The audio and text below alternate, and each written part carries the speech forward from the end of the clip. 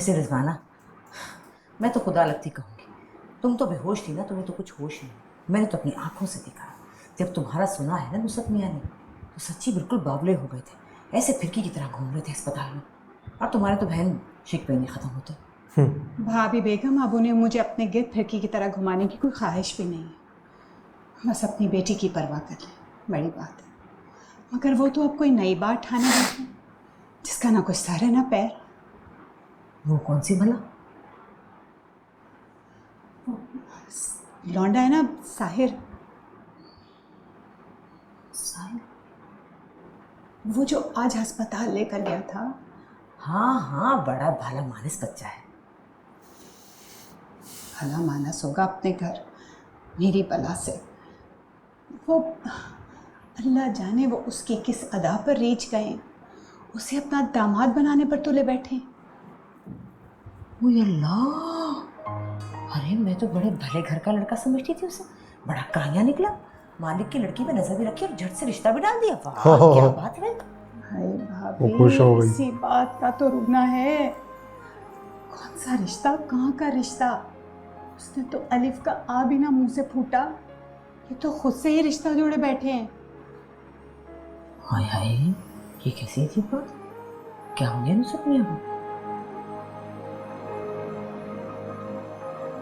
बेसाहिर मियाँ, तुम्हारी चाची जो है वो तुम्हारा बहुत पूछ रही थी। बहुत दफा उसने मुझे कहा है खाने पे बुलाओ, और मैंने तो साफ कह दिया।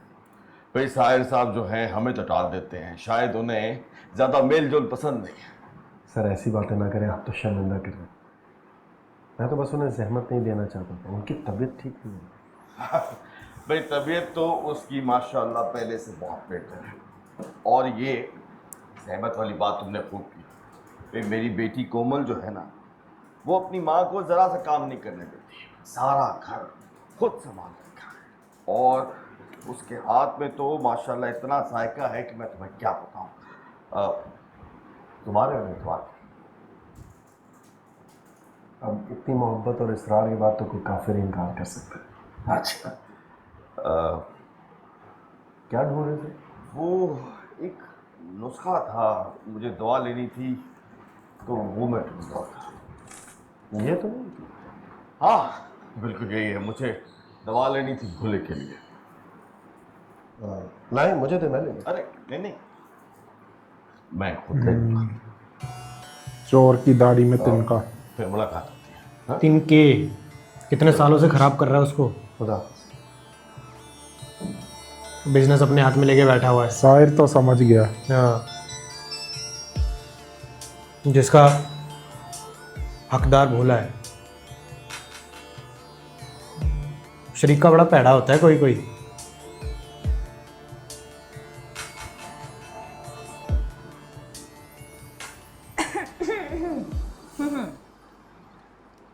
जाग जाओ, जागती आंखों के ख्वाब तुम्हारी पलकों से झांक रहे हैं।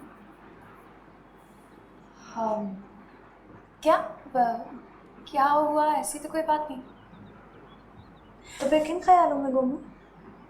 मैं ख्याल कल मेरा पेपर है ना, तो बस उसके बारे में परेशानी हो रही थी, यही सोच रही थी, और तो कुछ भी नहीं। अच्छा, ये पेपर के बारे में सोचकर चेहरे पर ऐसी मुस्कुराहट कैसे आ जाती है? बना रही हो मुझे? नहीं, कसम से भाभी नहीं बना रही। तो फिर सच बताओ। मैं क्या सोच रही थी, मैं वो अम्मी के बारे में सोच रही थी। बस कर दो को, ये अम्मियों के बारे में और पेपरों के बारे में सोचकर ऐसे कौन से ख्यालात तुम्हारे दिमाग में आ रहे हैं जो चेहरे पर इतने रंग भर रहे हैं? आंखों में खुमार भी है। वाकई मैं कैसी अजीब अजीब सी बातें कर रही हैं ना भाभी, दफ़ा करें। अजीब बातें मैं कर रही हूँ, और इतने रोज से जो तुम अजीब हरकतें कर रही हो उसका क्या? अच्छा देखो कोमल, तुम मुझे कुछ भी बता सकती हो, जो भी तुम्हारे दिल में है, जो भी तुम्हारे दिमाग में है।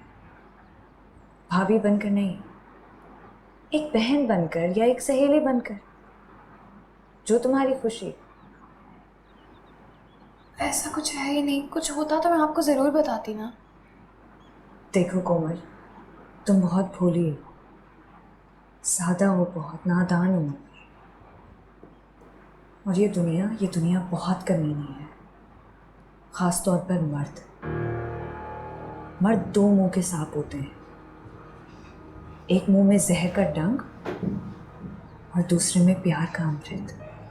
लेकिन कोमल, वो तुम्हें बता रही है, ये जो प्यार का अमृत होता है ना,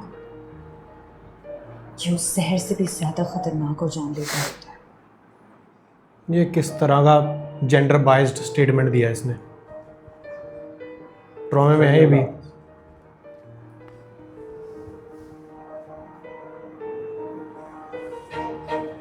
पर्ची यहीं फेंक दिया, बड़ा ही केयरलेस है।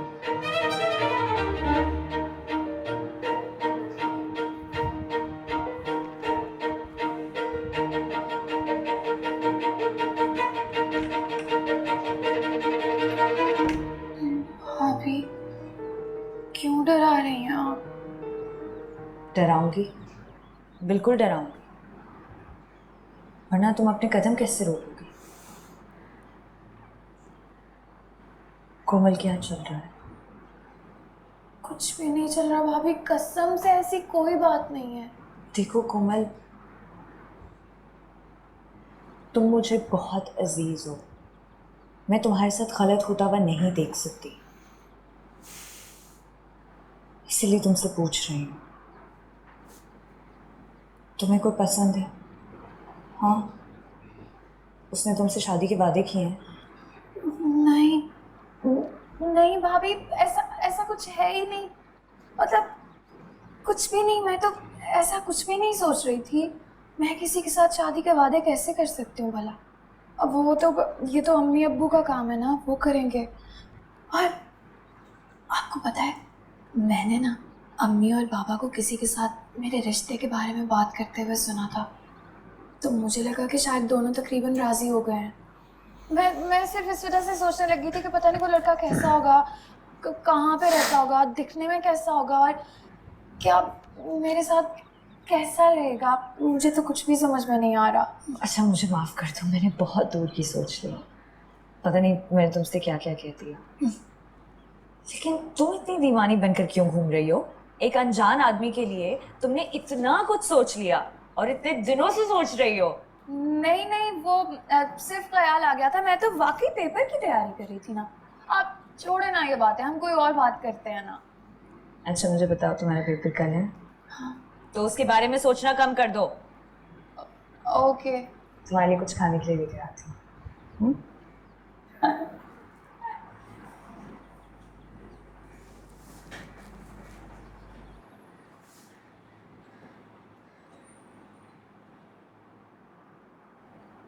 भाभी जी, ये सब कुछ आपसे रिजवाना ने कहा है। जाहिर है, और क्या मुझ गरीब को कोई इल्हाम होगा? नुसरत मियां, बेटियों की शादी इस तरह नहीं की जाती, बहुत कुछ देखना पड़ता है। भाभी जी, मैंने भी बहुत कुछ देखभाल के ही फैसला किया। वो रिजवाना को जरूर डांटेगा जाके। नौजवान से जाहिल औरत। अच्छा शरीफ लड़का है, नेक, समझदार, पढ़ा लिखा और देखने में भी ठीक ठाक ही है। तो ठीक है, लेकिन खानदान, हसब नसब सब देखना पड़ता है। कौन मानता है? ये रवायत तो बहुत पुरानी हो चुकी है। अच्छा भाई, तुम्हारी बेटी है, तुम जानो तुम्हारा काम। अम्मा जी, आपने बुलाया? हाँ, वो ये भोले की दवा लेकर आए हैं चाचा, ये ज़रा समझ लो, देखो कैसे देनी है, कब देनी है। लेकिन चचा जान, अभी 2 दिन की बाकी है, हमने हफ्ते भर की दवाई ली थी। अगर वक्त से पहले ले आया हूँ तो इसमें क्या हर्ज है? वैसे इस बार तो भोले ने बहुत अच्छे से दवा खाई, वरना हर बार तो मार पीट छीना झपटी करनी पड़ती थी।